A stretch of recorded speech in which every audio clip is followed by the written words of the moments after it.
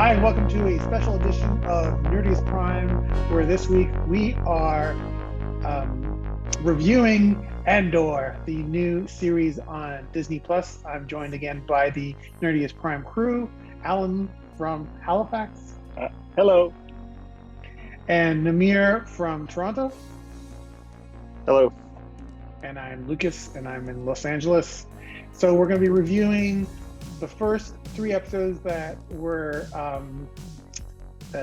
what's the word? Dropped. Is that the expression? On Disney. Are we doing all 3? Yeah, are we? Oh no. I mean, we can. Well, I thought we would because that was my expectation. Yeah, that was my expectation. All right, let's do it. Okay, fine. I kind of see the first 3 episodes actually as one big episode because I watched 1 episode a day. And after the first episode, I was like, okay. And then the second episode, I was like, eh. And then after the 3rd episode, I was like, oh yeah, this is good. That's very much my reaction too. Yeah. And because it was like, it was incomplete, but by the time you got to the end, you're like, oh, it's all coming together now. That's right. It's like it's well made or something. Okay, Namir, you get to go first. On Star Wars, Namir gets to go first. I'm not Star Wars, Namir. I know Star Wars more than I know Star Trek, but just a tiny bit. But I really liked it. I thought it was fantastic. I was really pleasantly surprised, especially after coming out off of Obi-Wan, which I really had its moments, but most of it was kind of trash. But Andor felt like Rogue One, which was great. And Rogue One is probably the best of the new Star Wars movies. Lucas is shaking his head. Alan is nodding his head, so it's we'll see where this goes. So I really liked it. Like, I'm glad that they kept the same sort of style. Tony Gilroy is a great writer and a really good director, so I was happy he was still on board. What's his face? I forgot the main character, the actor. I always mix him up with another guy. I always mix him up with Pedro Pascal, but it's not him. What's his name? Diego Luna. Yeah, exactly. Diego Luna, Pedro Pascal, Diego Garcia. Anyway, so I thought he was great in the role. And just I loved everything about it. A couple of nitpicks, but mostly it was just really great. Alan. Yeah, I'm a big fan of Rogue One. I agree with Namir. It's probably the best Star Wars movie since the original trilogy. Sorry, I know you love Solo for some reason, but anyway. He's Solo in loving Solo. It was fine, but it wasn't Rogue One. So yeah, I was interested to see this character. He does kind of comes off as Han Solo light sometimes, where I feel like he's just filling in kind of a Harrison Ford type role in this. He's kind of getting the backstory we never get of Han Solo, I guess, is kind of my feeling. Where I guess there's Solo, but anyway, getting off track. So for the Andor episodes 1, 2, and 3, I felt like it was a slow burn to get me into it. I was kind of thinking of like, it was kind of boring and slow. And I was like, this feels a little more mature. It's missing the fun of most Star Wars adventures. And, the set pieces and things like that, I felt like I was missing. And I didn't know if I was going to be really into a kind of a adult spy thriller Star Wars, but by the time we got to episode 3 and the story started rolling and getting more exciting, I was enjoying it. I enjoyed 1, 2, 3 very much. As I said, it was sort of like at the end of the first one, I wasn't sure in the second one. I think and we'll get probably get into it more later, but I think the 2 things that kind of threw me off was there was the sort of flashbacks to like the Cassian as like an indigenous teenager kind of thing. That was okay as a backstory, but just in the execution wasn't 100% working for me. And I found it a little bit of a distraction. Every time I was there, I was like, I want to see what's going on. And I think the other issue was, by the third episode, because I'd seen the recap, I kind of understood what was happening, but they were doing sort of a real Cold War like spy thing where by the end of episode 2, I was like, who, what, where, what's going on? I was kind of getting confused and annoyed because I wanted to understand. I didn't want to like really work to understand like what was happening. But by the end of the third episode, I was like, it was pretty clear. I don't know where to go with this. I guess all I'll say about, because you guys saw my face about Rogue One.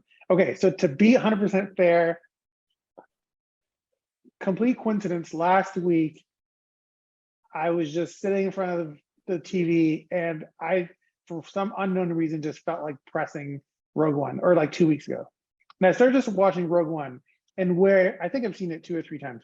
And every time I saw it before, I was immediately irritated by the style of this sort of like almost like cinema verite, everything's very bleak kind of style. I'm like, bullshit. And this time when I watched it, I was like, oh, I was kind of into it. I was just having a good time and kind of going along and really seeing, instead of seeing it from the outside, like it's a movie and I could see the construct of the movie and irritated by the tricks and the tropes and all that kind of stuff. I was in the movie kind of just following the character and I'm like, oh, that must be really hard. Oh, that's really traumatic, Oh, that's like super, stressful, for the pilot, all this kind of stuff. And so I will finish watching it and see how I feel about it. But aside from that, I mean, I really liked the show, and I'll go into more why I like the show, but I don't want to like keep the floor for too long. Well, I mean, I think that the thing about Rogue One is that it takes a tiny bit to kind of get used to the style of it, right? Because it's not the same as other Star Wars movies, right? So it's a little bit jarring at first because it feels really different. And that was kind of the same thing with Andor, because when it starts off, it feels really different, right? Like he arrives at this planet and he goes into like a brothel. And you're like, oh, this is different already. And then there's that, he has that chat and he gets into the fight with those 2 security guards. And even the way that that's shot, like it kind of reminds me of The Last Jedi in that they were trying different things. But that shot is amazing where they're just like holding on Andor and he's having this, and the 2 security guards come up behind him and he's got his hands up, but they hold on him for a really, really long time. And I don't think I've ever seen that type of filmmaking in the Star Wars universe. So it kind of really sets the tone, right? So you're like, oh, this is something totally different, but it's good. Like it's good different, is what I think. I guess my problem right out of the gate with episode 1 was I found that jarring to me, is that we're setting up our protagonist, and I mean, no matter how much of a bully or drunk asshole that those guys were at the bar, I felt like when he was there begging for his life, that I don't know if our protagonist should just shoot him in the head. Like, I was like, oh, I'm supposed to root for this guy now? He just shot the drunk guy in the head. Like, well, I mean, it seems to be the thing now with shows. They just try to be gritty, and I'm like, I try to set up an anti-hero versus just your traditional type of hero. And so I'm like, I hope they give this guy like a redemption arc, because this is not a good introduction to him if he's supposed to be the guy I'm rooting for. That was just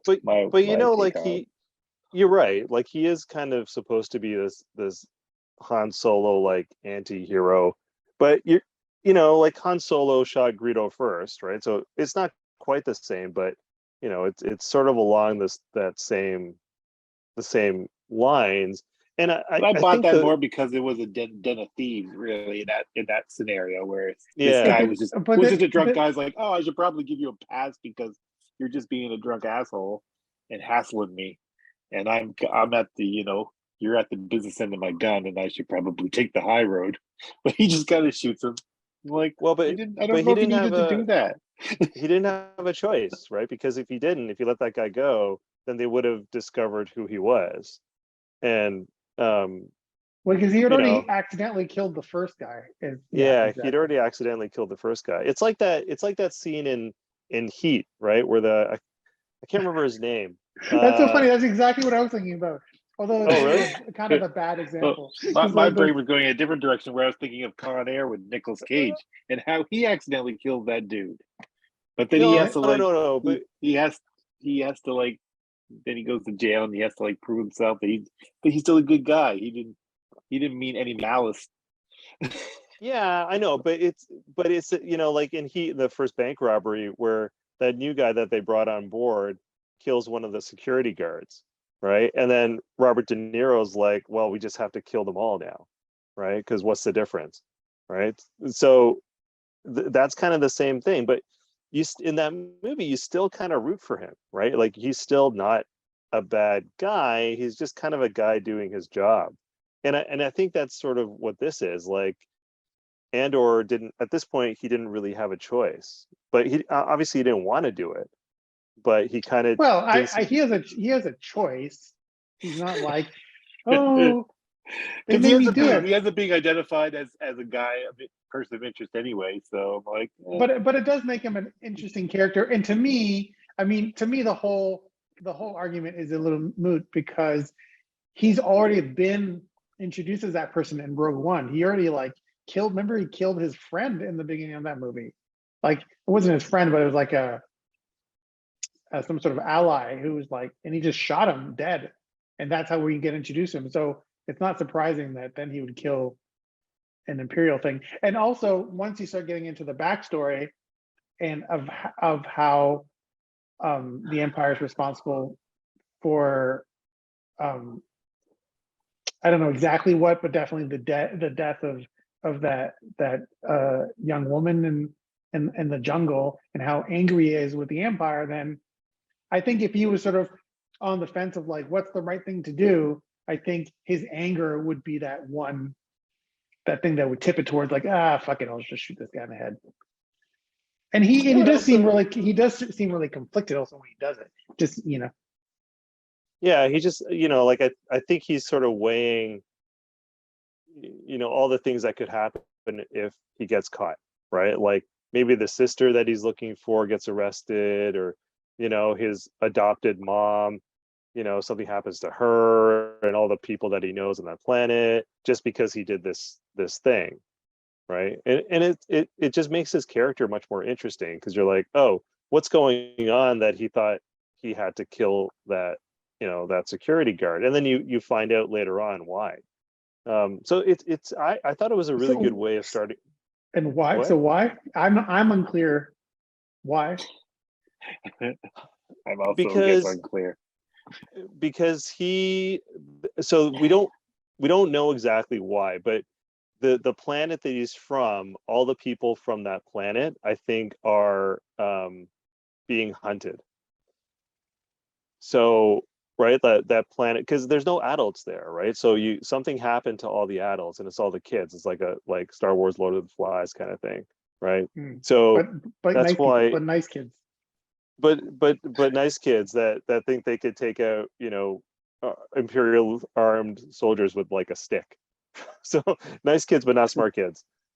Blow dart. So yeah, exactly. So I think that's the deal, right? He's actually being hidden, right? He has a new identity. Nobody knows really who he actually is.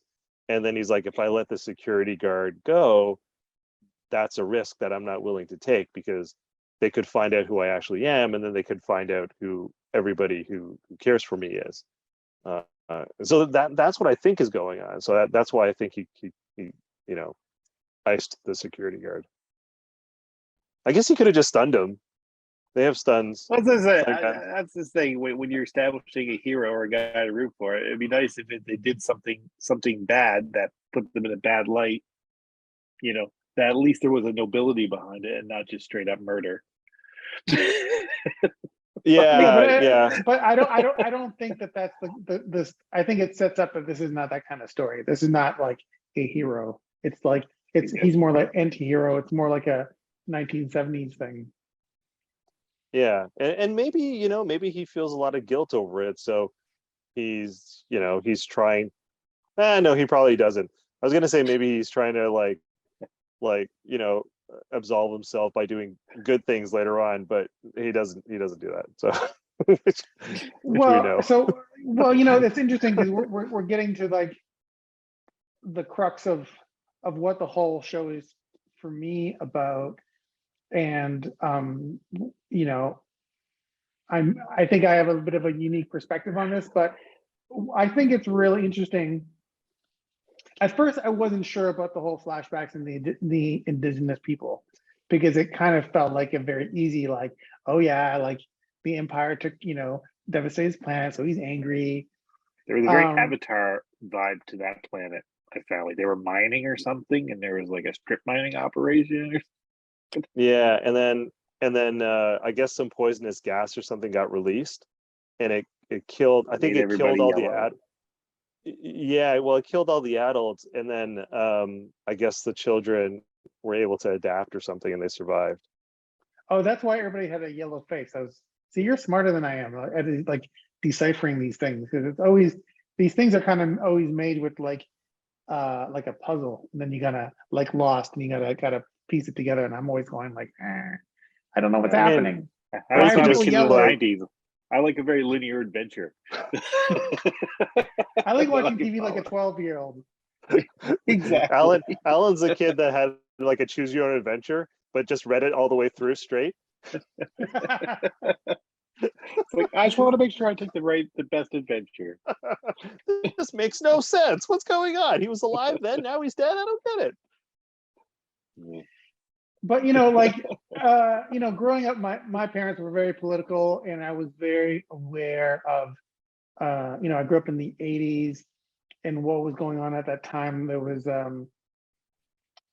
Chile and there was Nicaragua. So a lot of my friends were or family friends were from those countries. So my parents told me a lot about what had been going on in terms of the dictatorships and the resistance against those dictatorships and how they're backed by the Americans and all that sort of stuff. And that's immediately what I was thinking about when I saw the indigenous people. And I mean, it applies to today, because that's exactly what's happening in the Amazon, where these mining companies are coming in. And so it was interesting. At first, I wasn't sure if I liked that, because it felt almost like a Star Trek type of like, we're gonna do a parable about like imperialism or corporations and this kind of thing. And but I think as it went on, it kind of grew on me in a really, I'm curious to hear what you guys think, because it was very much part of my childhood and when I was growing up in the 80s. And also everybody's kind of dressed like it's the 80s, because it's supposed to take place during that time period of a New Hope, and it has a very like 70s, 80s kind of vibe. And I'll talk about the production design later, because I think it's amazing. It's like, even if the show was like the most horrible show ever, I would still watch it because it looks so amazing. So anyways. Yeah, I didn't really relate to it on that level, because I grew up in Southern Ontario in Mississauga. There's no revolutions here, and my parents came from London, so Your parents came from London? This is like a whole piece of information on Namir. That does your dad have a British accent? Is he James Bond? London, Ontario, or London, England? I'll never tell. No. So they came from they were in India and Pakistan, and then they went to London, and they lived in London for a while. And after London, they came. So I don't want to get off track, but did you listen to the latest episode of Serial? Oh yeah, I just watched it. I just listened to it. It was amazing. It's so About good. the Pakistani like school in England. Yeah. I just got through the first 3 episodes. It's Oh, really, there's more. really good. Oh, I only just listened to the first. I thought there was only one episode. Oh, I'm gonna get on that tomorrow. It's called Serial, not singular. No, but I thought it was like once. I was gonna be like once a week. An episode was gonna come out. I thought it No, was no, like the they're all out. That was like that came out a couple of years ago. Oh, that's super good. Okay, sorry. Yeah. But totally made me think of that. I'm like, oh, did your parents go to that school? Did they go to a Parkview? And I was like, no, Yeah. that was Birmingham. That doesn't make any sense. Yeah. What I'm saying. Anyway, this doesn't matter. All the brown people live in one tiny area of London. Well, We all know each other. Apparently, that's what it says in the podcast. Anyways, okay, let's go. Don't believe a podcast. They don't know what they're doing. Yeah, but Saeed is out of prison, so they know something.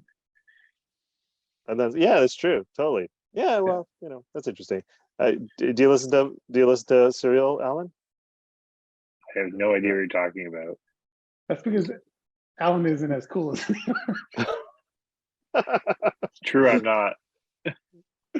The only reason I Sorry. know is because Namir's like, you got to listen to this podcast. Listen, this is the podcast you have to listen to. I'm like, okay, and then I listen All to it. right. Like, He doesn't know this what is he's good. talking about. No, that's not true.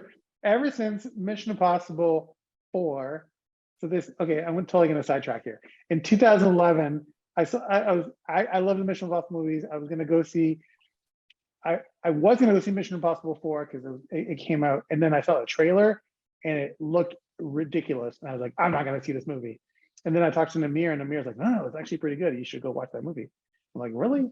I don't know about this Namir and his opinions.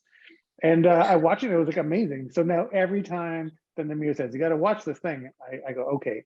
I'm always like reluctant, but I'm like, well, he's always right. So I should do it. Yeah, you get turned around in the end. I don't know why you just don't believe me. I don't know how you had that pull on him, because I've been trying to get him to watch The Expanse now for like, what, 5 years? 6 years? So have I. Not. So I've been trying to get him to watch the same thing. We've been trying to get him to watch that together. I mean, he got to watch the Orville, so that's something. But No, I did watch the first episode, and I was bored. This is what happened. Yeah, it wasn't it's not like I didn't give it a chance. I mean, you got to get past the first couple of episodes. It's like the Orville, right? Even the Orville, you have to get past the first half of the first season. It's pretty much like every show you have to get past the first episode. Yeah, except for Picard, where it's like you have to get past the whole thing. But that implies that after you get past the whole thing, that somehow there'll be a redemption. But there is Well, maybe season 3 will be pretty good. I've been hearing pretty good things about it. Apparently, it's not bad. From Paramount Plus. From the I was going to say, who's telling you that? from Patrick Stewart. He's saying it's amazing. From the bots. Okay, let's get back to it. Namir, you were saying your parents came from London and go. Well, and that was it. That's nothing to do with Andor. All I'm saying is that I wasn't looking. I don't have that perspective, right? Where but I think that's what's happening in the show, right? It's obviously like the rebellion and the grassroots of the rebellion and how it starts and all that stuff. So yeah, absolutely, you can see connections to like Cuba, or maybe he's like a Che Guevara type character.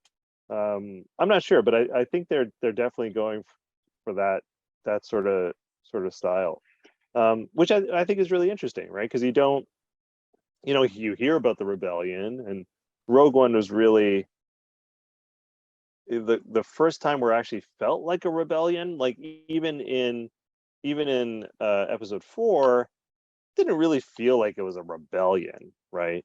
It just felt like it was a war between two factions. But there was no real like guerrilla warfare or any of that stuff, and so yeah, I can see that perspective. It's kind of interesting.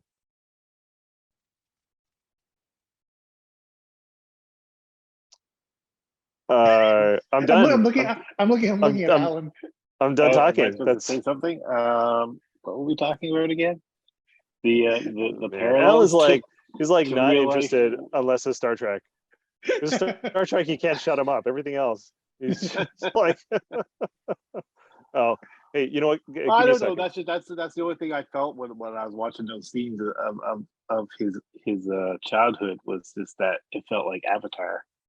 Was once they got to that quarry or that strip mine with all that equipment that was abandoned and all the dead people, I would assume that they were like they were strip mining that planet. They did something that caused some sort of ecological damage or killed a lot of people. Maybe released some sort of toxin. I don't know, but yeah, I didn't really think about anything other than that. I guess when it came to that scene. Well, I think it's because Diego Luna is Mexican and, or more broadly speaking, Latin American. And so, and some of the other actors looked Latin American. And I mean, I guess if you're not really exposed to that side of, 20th century history of the, all the dictatorships and the, whatever you want to call it, imperialist, tendencies of the United States and that part of the world, you might not make that connection. But that's immediately I made that connection. The other thing too is I watched as a kid, a lot of documentaries, a lot of movies about that history. So,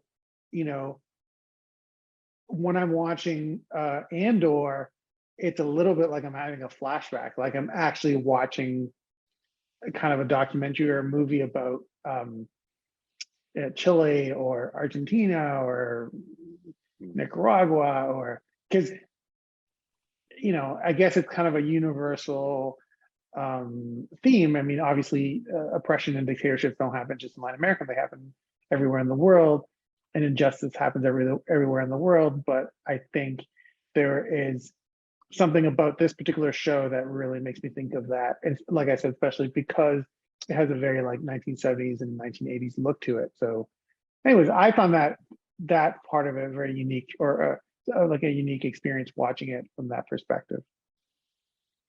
Are you back with us, Namir? We pretended like you weren't gone. No, we can't hear you. Nope. Nope. No Your mouth is hablo, moving, no but there's no hablo, sound. no hablo mute. Oh, I have to unmute. Sorry. There we go. There you go.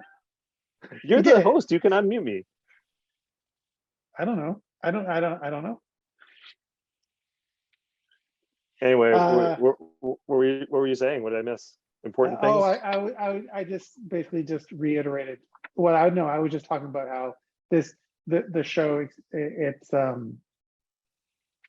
it just reminds me a lot of my childhood experiences of hearing stories or watching documentaries about Latin America and the resistance and all that kind of stuff. It was very, especially because it's Diego Luna and a lot of people and are either indigenous or they look Latin American or it has a very 80s vibe to it.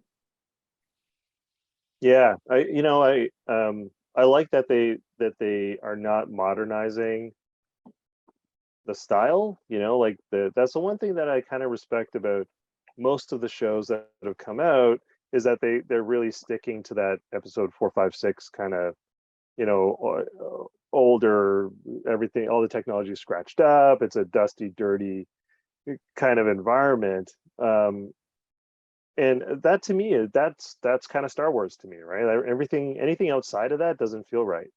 So I'm happy that they kind of stuck to it. So just to get back to Alan before he falls asleep.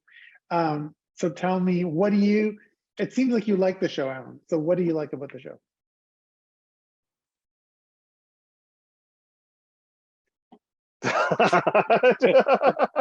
Does he like the show? I don't know if he does. That's when I watched it. That's what I noticed. I was just missing the set pieces, and then when we got to Stellan Skarsgård, his name, his character, when he finally arrived. Am I close enough? I got that. Okay. When he arrived and the plot started moving and the deal was going down, and then the inspector's team confronted them in that warehouse and all that was happening. That's when I really got into it. I was like, oh, this is very exciting now. And all the build up to that felt really slow. And I mean, I guess, you guys had more patience than I do. I guess I'm more of an immediate satisfaction kind of person versus the slow burn, where I've kind of burned out from the slow burn TV of recent years. And I'm like, I just find myself going back to like adventure shows from the 90s because it's comfort food for me. And I'm like, and the story's done in 45 minutes. So, these episodes weren't that long. Like the second episode was maybe long, but 30, 35 minutes. But it's like I get, it's like how I feel about James Bond, where it's like I just get bogged down with plot, and I'm like, who's that guy again? What are we doing? Why are we here? Like, why did we go?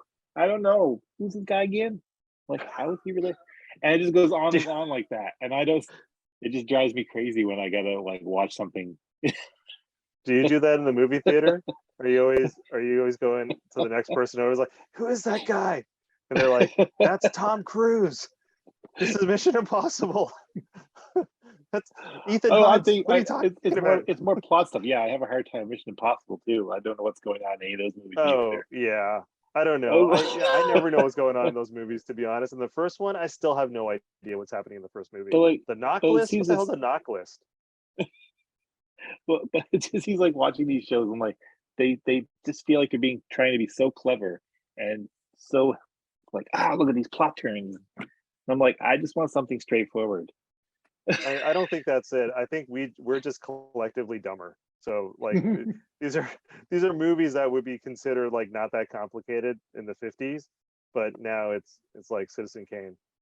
But like when I watched The Mandalorian, I really enjoyed that because he's just planet hopping. He's basically like Quantum Leap. He's just jumping into a new person's problem each week that he's helped. He finds himself drawn into and having to solve, and then he goes to the next thing. I mean, now it's becoming more arc driven, but those early episodes, I'm like, that's the kind of stuff I like. I'm like, just go to the planet, muck some shit up. Get out of there. Get some green alien pregnant and then leave. So at this point, are you sold? Like, do you want to keep watching it? Like, was it good enough that you're like, oh, I'm on board? Oh yeah. I'm gonna keep watching it. But I was having my doubts. One and a half episodes in, I was kind of like, do I want to watch this? It's not very fun. I'm not having a fun time watching this. It's feeling like a bit of a chore, and then it got more exciting in episode 3. So I'll keep going along and see if it continues to be gripping TV. Because that's like I was talking to my other friend. I was like, oh, I'm just like dozing off here in the middle of episode 2. He's like, what? He's like, I'm like sitting up, I'm leaning forward, I'm super into it, and I'm like, I'm not feeling that at all. I mean, not a lot happened in episode 2. There was a little bit of tension, but everything, as soon as like a Skarsgård entered the show, it like picked up. You're like, oh, this is gonna be good. Yeah, and I feel the exact same way. Like, yeah, that's when I started. Like, if it keeps that level of interest for me, we're for a good time. But yeah, the setup was slow for me, my taste. It's like when Werner Herzog was in Mandalorian, when he first appears, you're like, oh, this is gonna be good. As soon as you have somebody Nordic that enters a Star Wars show, like, that's the switch. That's how you know it's going to be pretty good.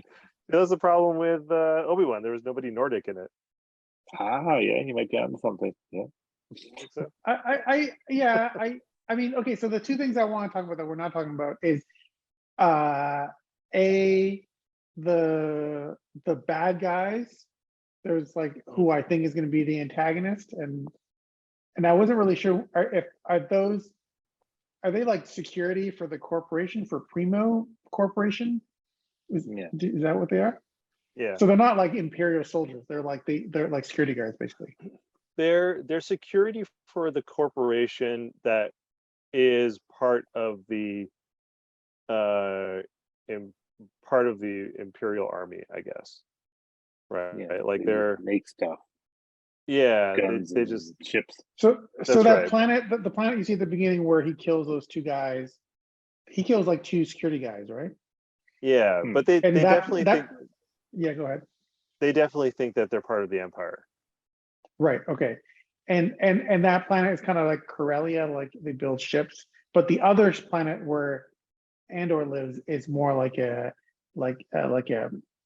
scavenger yard or what, I don't know what you call them, but Like a I guess Tatooine type so. place.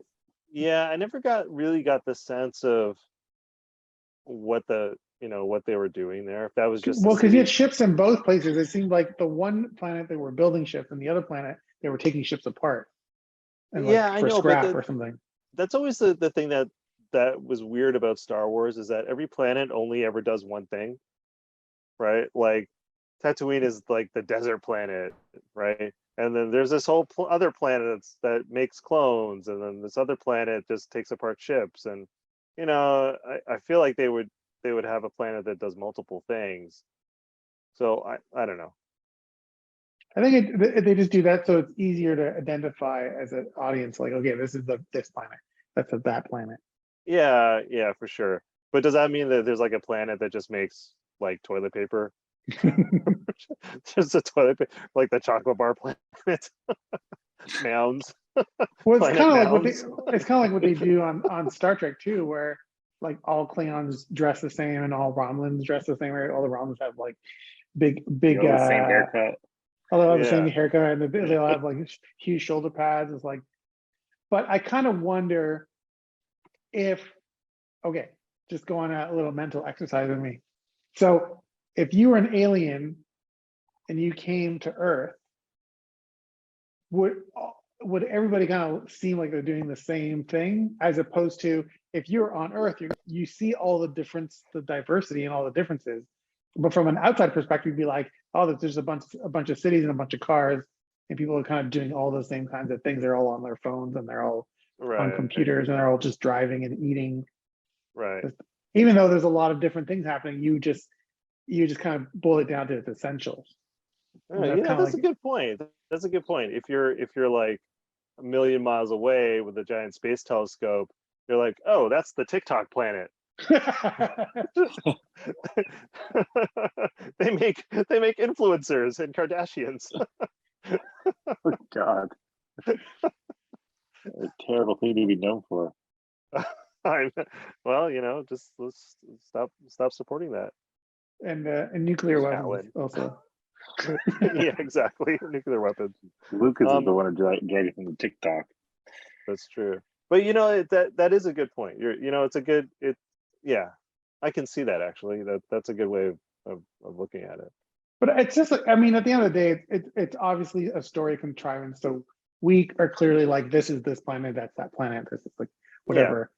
Like, obviously, I remember, what really threw me off in Star Trek Generations is Picard goes down to this planet and it's like, it's a desert. And then when the Enterprise crashes, it's a jungle. So it's like, it's like, it seems like it's two different planets, but it's obviously it's the same planet. Obviously a planet can have a jungle and a desert, but because we're so used to it being like the desert planet, the jungle planet, it was like, what? I don't understand. Is it the same place? Is it a different place? What's happening? Yeah. Yeah, it's weird. You're right. It's just basically a shorthand, right? Mm-hmm. Yeah, and I mean, we talked about it already, but I really like that actor who plays, I don't know who he is. I don't know if I've seen that guy before, but he's got a real weed up his ass, and he's like, we gotta like find this guy. And I love Yeah. his relationship with, and I like how in the little Imperial outpost, there is that guy, and then there's the sort of like techie nerds that are on the computer and they don't really care. And then there's like the more like the bigger burly like security guard ones who's obviously they're more like working class. And when he tries to do his speech where he's like, we're gonna go and get him, this cannot stand, and everybody's coming going like, oh my God. Yeah, it's great. I think that's the strongest part of the show is actually its characters, right? Like the bad guy is super, like in the he's probably going to be the antagonist, but he's definitely really unlikable but you kind of understand where he's coming from, right? Like you kind of appreciate a little bit his stick-to-itiveness, you know, like he's really like, I think this is wrong, we're going to catch this guy, you know, he kind of sticks to his principles, right? So you kind of, I was kind of like, I was gonna say, how was he the bad guy again? Yeah, exactly. That's exactly it. You're like, is he the bad guy? You know, He's not the he's bad guy. he's trying to resolve a murder, and so he's not. He's just not likable. Is the thing, but he's kind of doing his job, and he's really good at his job. So it's hard to. Well, I don't know. I don't know if he's really good at his job, but he's getting better at his job. He has at least initiative, and he cares. No, I think he's good at his job because he was able to get to Andor, right? But you know, the person that the bulldog guy that was like, yeah, we need 12 people, that's gonna be enough, or pincer move, and it's all gonna be fine. That guy's kind of like the joke, right? Because that's all bravado or whatever. That guy's my favorite character right there. Really? He's so good. He's so like British working class, like, yeah, yes, sir. And he's got the perfect like working class accent from, you know, I don't know British accents, but he's like that part of the whole show reminds me for some reason of Brazil, the Terry Gilliam movie from the Oh really? Yeah. From the 1980s. It's more like, I mean, the whole movie has like a 1984 kind of feel to me, where it's like oppressive dictatorship and living under a dictatorship, and you know, Big Brother and all this kind of stuff going on, and corruption, and I find it super interesting. But you don't see any of that. That's what I find. That was my problem with this. I'm like, in the first episode, I'm like, they're trying to set this inspector and his agency as the bad guys, but I'm like, they're just doing their job. Like a murder happened and they're investigating. I'm like, yeah, that seems reasonable. You know that the Empire, like, the he might bad be guys, might be a dinkus, but you know, he's just doing his job. I don't see any reason to hate him for doing that. And they said the other guy's a murderer. I'm like, okay, well, yeah, he probably does deserve to go to jail. So like, it felt like they're trying to manipulate me, like in Breaking Bad, with like, Walt's the guy you should be rooting for because he's just trying to make some money, and Hank is his brother-in-law is like the guy's always trying to track him down. Like, we hope he doesn't succeed. I'm like, well, he's just doing his job. He's just DEA. Like, you know, I think Alan would totally. Why are we against this guy? Alan would totally be a stormtrooper. I know. he would join the Empire in a second. But it's like, Alan that's totally the thing, is outing like himself right now. They don't do anything particularly evil to any of these inhabitants. You don't see them taking, it's not like in Robin Hood. They're not taking their, bags of gold from their Christmas dinner. But it's more subtle.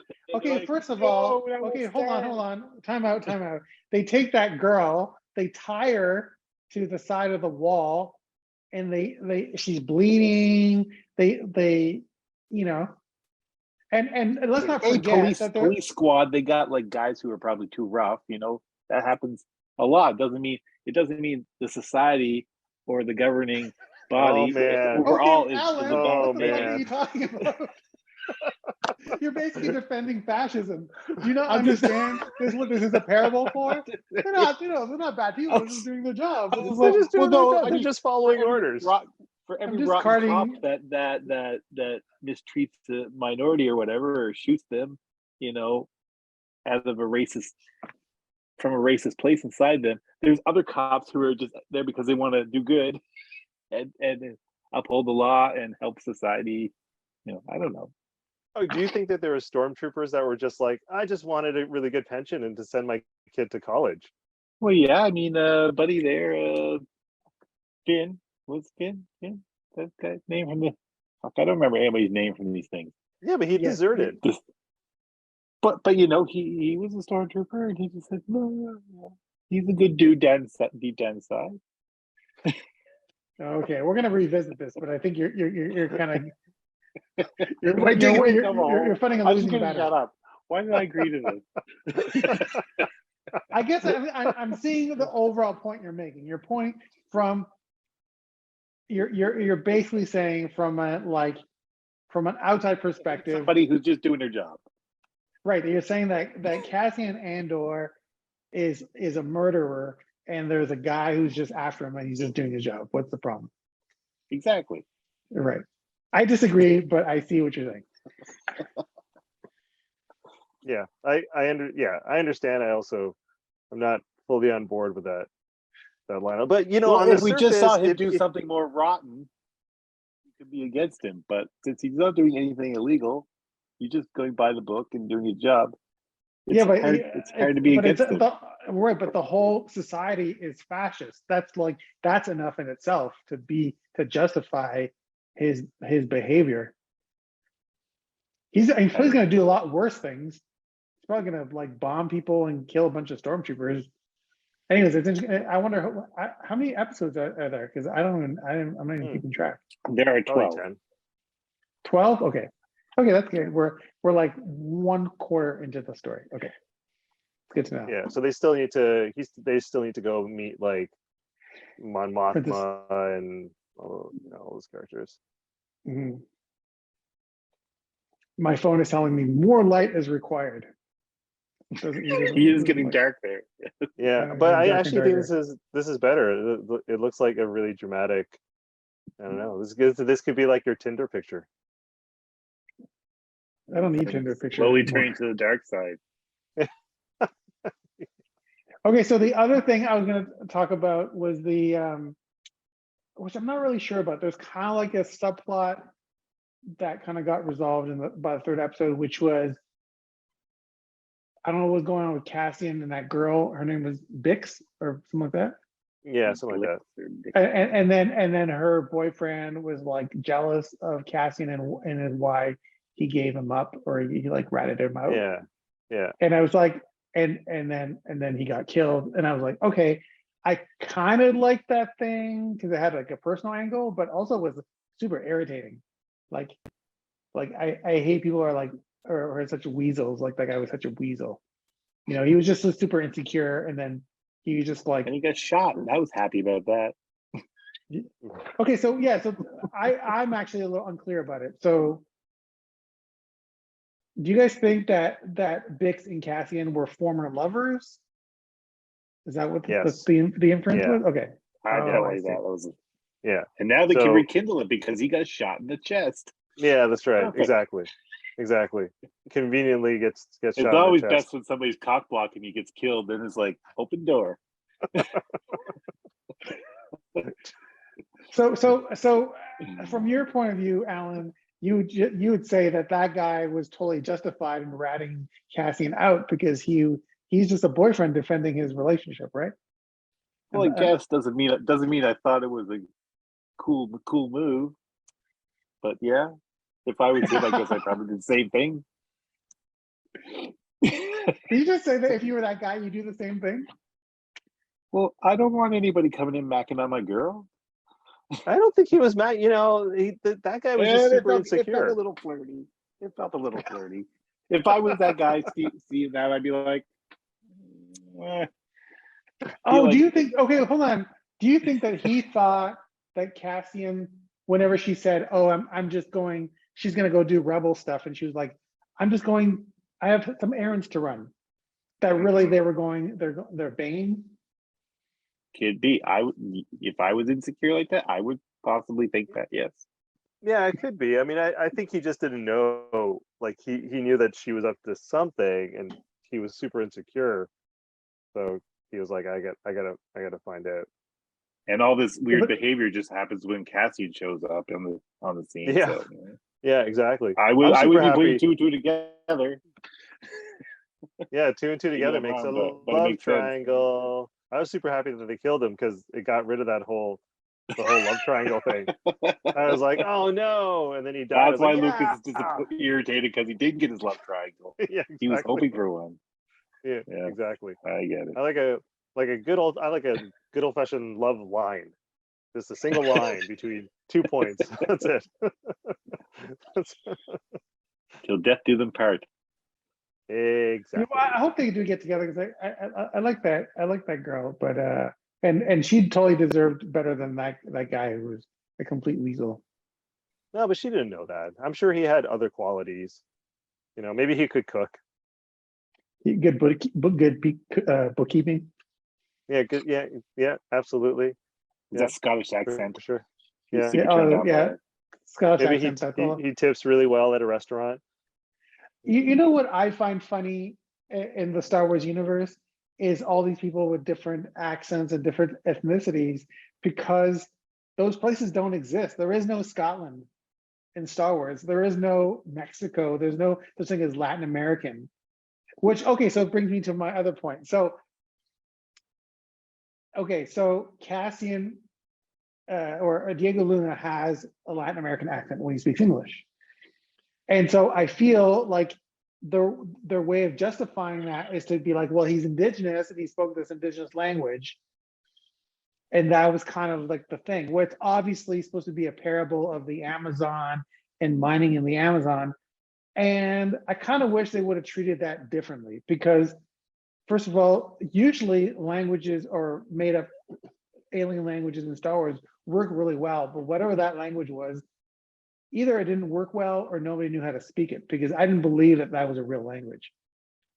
Like Well, nobody spoke it like fluently. Everybody was talking weird.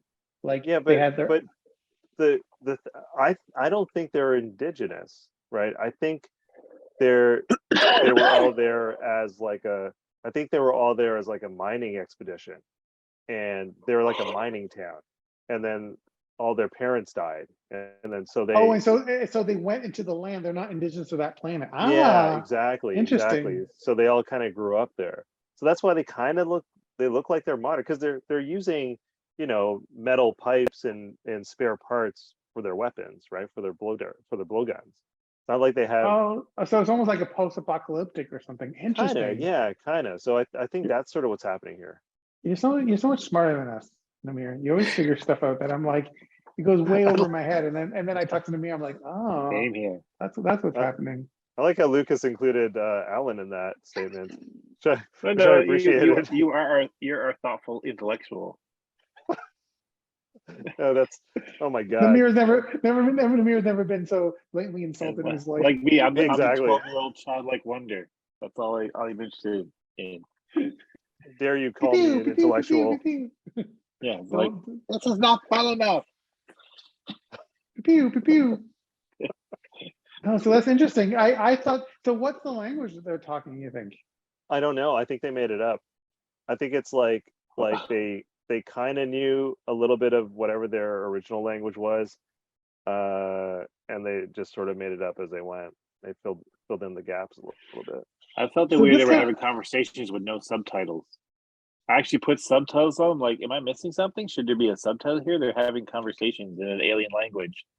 And then it was just like, when you put on the closed captioning, it was just like chuckling. It's like more chatter. I was like, oh, well, so I'm not supposed to understand any of this. I got you. Okay, cool. Disney Plus does not want me to know what's going on here. No. You're like, no. this is in English. What is this? Well, sometimes when you download like a movie, like from the internet, and you don't have, it's like mixed language movie, and there's like Russian or Mexican, and you don't have the subtitle file, you just kind of got to make up what they're saying. Did you just say like, Mexican? Did you just say Mexican? Spanish? Okay, Jesus. Whatever you don't know what a gecko or a gecko. Oh man, you're totally, you're absolutely the Empire. and Lucas is Diego Luna. Pew, pew, pew. Anyway, this is Chewbacca. This is Chewbacca right here. That's all I was saying. Oh god. Why is your dog? You just have to kind of like figure that? it out from their body language, like you say, like Chewbacca. Okay. Yeah. But wait, she has a jailhouse tat. Wait. Well, why are you showing pet pornography? Why are you stroking your dog's nipple? She has a tattoo that she got in prison. It's amazing. What does it say? It doesn't say anything, but it signifies that she's been fixed. It's what they do when the dogs go to the LA County animal shelter. They automatically fix them, and then they tattoo them so that if they become strays again, people go like, "Oh yeah, this one's fixed." What is the tattoo of? Is it like a sad face? Well, that's what we were saying. We're saying, well, they should have done something like interesting, like a sad face or something. But it's just Yeah. a little line. It's just a little line. Yeah. Yeah. Well, you just add 2 dots on top, and it's like a neutral face. That's right. That's how she feels about it. Meh. Yeah, Just like meh. That's life. that's life. That's life Can't in have LA. kids in it. I look at the reflection of my. You can't see it here. Oh, yeah, I guess you can see it here. See, No, I you can guys see I can see it. it. You guys can see what I see because it's I get- yeah. reversed and then it's That's reversed correct. again. So that's exactly what I see. All right, it's like 10:15. Are we gonna should we wrap this up? 'Cause If we're you Yeah. want talking to. about dog tattoos and reflections. So I feel like Yeah, I think that was kind of like the gist of it. I'm excited about to see where it goes next. What are you? yeah, me too. I think the next episode's gonna be interesting. I like the first 3 episodes. I thought it was a great kind of arc. So I'm pretty excited about the show. I think it's going to be great. But I don't think that it needs more than 1 season. I think it should just have 1 season, and then that's kind of it. 'Cause I'd hate to see it drag out too Well, you're long. going to be 'Cause I don't think disappointed because they've already made plans for season 2, but only a season 2 of 12 episodes, and then it's going to lead into Rogue One. So it's like 24 okay. episodes into Rogue One. Okay, as long as there's an ending, okay, fine, 2 seasons. All right, okay. But as long as there's an ending, like they're like 2 seasons and that's it, because they can't. This isn't a show that you can keep it going for forever, right? They don't have that runway. Why do you say that? Because Rogue One happens. Yeah, but this is 5 years before Rogue One happens, so they have 5 years of time Ugh. cover. Well, Because I remember think, at the beginning it said 5 BBY. 5 BBY. What does that stand for? What? Don't you know Star Wars? Before Bubba I didn't know year? what that meant either. I It just assumed means it was nonsense, like a star date. It means before the Battle of Yavin. And the Battle of Yavin is the battle of the end. I thought you guys knew Star Wars. Oh. At No, least I I didn't know thought that. Namir. I didn't pick I up know on that. that. Sorry. How do I know that and you don't know that? Because you have Joaquin. I know the Battle of Yavin. I just the have Battle me. of That's Endor. it. Yeah. But also the Battle of Yavin. When did that happen? A New Hope. That happened. But when did Rogue One happen? Like, Rogue what's One the time, happened like literally. how? Literally right 5 minutes. before A New Hope. No. I know. But how long is A New Hope in terms of time? Like a few Not days, long. probably. Yeah. Because she shoots down R2D2, then he finds Luke. That's 1 day, and then he finds Obi-Wan. His family gets killed that day. They find Han Solo. They're off. That's probably the same day they get to the Death Star. It's probably like over 3 days or something. You don't see them sleep or anything, but at most 3 days, I think. It's really 3 days. That's the timeline for that movie. I feel like Well, it should be much longer. Like as soon as it feels that way. the 3rd day, Luke's in an X-wing and he takes down the Death Star. Yeah, basically. Like 3 days ago, he was like having blue cornflakes in his green milk, and then now he's destroying the Empire 3 days later. I think it's got to be longer than that. No, because he is already a pilot. He established that, and he knows how to shoot because he talks about shooting womp rats or something like that with his blah blah blah. So he has all the skills. It's just that he needs that little like push. The only time they could have slept was in the Millennium Falcon between Tatooine and the Death Star, and then between escaping the Death Star and the battle. But so that's 2 sleeps. That's 3 days. As your kids would tell you, 2 sleeps is 3 days. Wow, that moved pretty fast. Anyway, yeah, I mean, you're right. I guess there is 5 years of possible story, but I feel like it would just be the same story over and over again. It depends what they do. It's really interesting. I find it interesting that Star Wars has turned into a TV show and is like sacrilegious is like blowing Star Trek out of the water, which was it was a TV show to begin with and moved into movies, and now it's a TV show again. Well, I don't know. Wait for season 3 of Picard. Could be the best Trek ever. I don't think so. And I'm saying this from being a Star Trek fan. I like Star Trek more than I like Star Wars, but what Star Wars is doing is way better in general. Yeah, and I wonder why that is. Like, because I think that Star Trek could have done the same thing as Star Wars. Oh, Lucas has his hand up. He has a theory. I have a theory, but you can finish your thought though. I was just no, that was it. That I was just asking that question. I don't have an answer. This is my theory. My theory is that Star Wars is a very singular, unique vision from one person, and so George Lucas did, you know, the 3 movies, and then he oversaw some TV shows and some kid shows and whatever. And really, when he did the prequels, he got off his own, you know, like track. That was the as far as Star Wars got away from what Star Wars was from, and everybody rebelled. So everything else kind of falls in line with that original vision. And he maintained control over Star Wars from 1977 all the way to when he sold it. And so the point is, the vision is very specific, and this is what Star Wars is. And you can play a lot within that vision. But Star Trek, basically from the get-go, got sold to Paramount, so other people were in charge pretty much right away. They changed the style. Like if you look at the original series versus the movies, I mean, it's the same characters, but the style is totally different. And then Next Generation is different. And so what happened with Star Trek is it being different, and it could be anything it wanted, was kind of built into its DNA, because there was not a guiding like hand all along the way. I don't know if I agree with that, because Gene Roddenberry is the George Lucas of Star Trek. But right? that's like what I'm saying. Vision, right? But he didn't have the control that George Lucas had for the amount of time that he did. That's the main point I'm making. Well, but George right. Lucas lost all control after essentially episode 1, 2, and 3. Yeah, but that he had control over Star Wars for like 30, 40 years or whatever it was, between 1977 to 2012, as opposed to Gene Roddenberry basically had the original series, and then that was it. He did the first movie, and then all the other movies was not him. And then right, but he had the first season of TNG as well.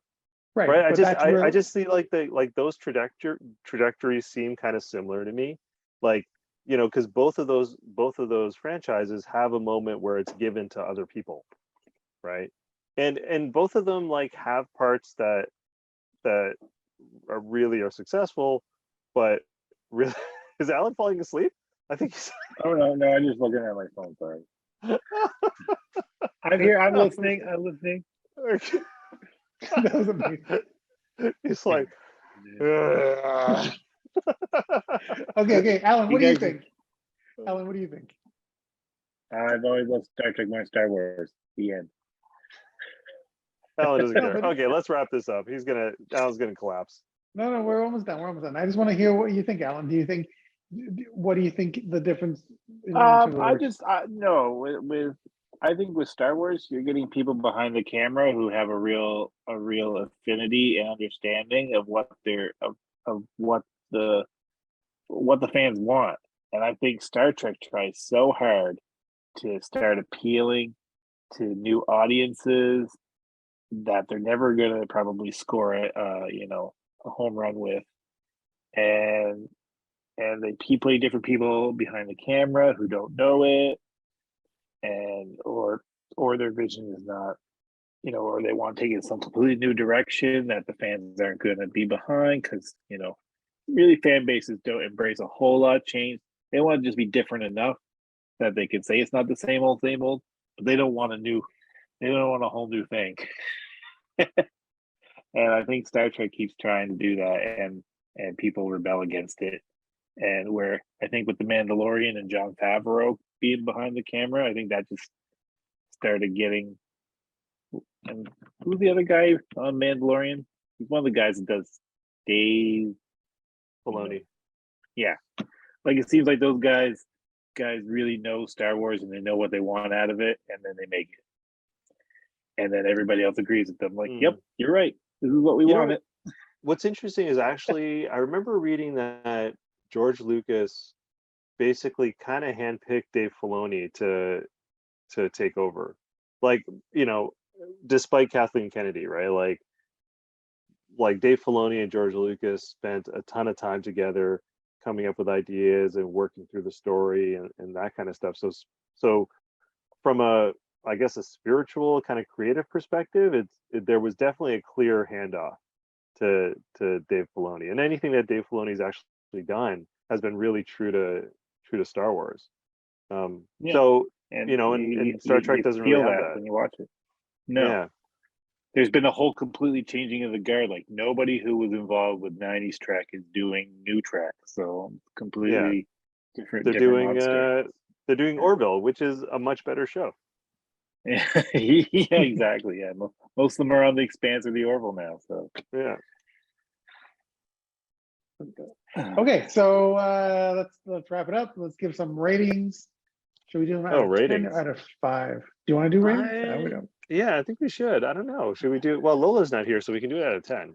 I don't know. I think this feels like one of these things where it's like you almost need to judge it on the entire thing when it's done. But yeah, I kind of agree. Like I feel weird giving it a rating for some reason.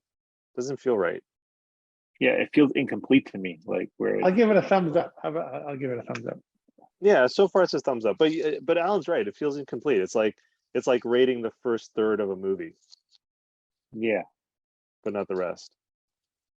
So maybe we should rate it at the end of the whole thing. Mm-hmm. Yes, I agree. But yeah, I think it's good. I'm on board. I'm gonna keep watching. Yeah, me too. I'm looking forward to it. I think it's gonna resolve itself in a way that's gonna be satisfying. It's gonna be a good show. I'm enjoying it more than Obi-Wan. Yeah, that was a Obi-Wan. Obi-Wan just kept making me sadder and sadder as we went on. I liked Obi-Wan very much. I had no problem. No, you didn't. I wanted that to be so much. I wanted that to be so much better than it was because I love Ewan McGregor and his Obi-Wan. Like he was one of the bright spots. I think of the prequel trilogy. You know what? I think this is like another conversation. I don't even think we should get into it because we are on definitely on opposite sides of this topic. I think this is another time for sure. Okay. You were about to start, and I was like, nope. Okay. So, thank you to the Nerdiest Prime crew, Alan from Halifax, Namir from Toronto. And I'm Lucas, and maybe we'll do another one of these tomorrow. I think we should. Okay. And I think Lola would remind you to do the social media thing.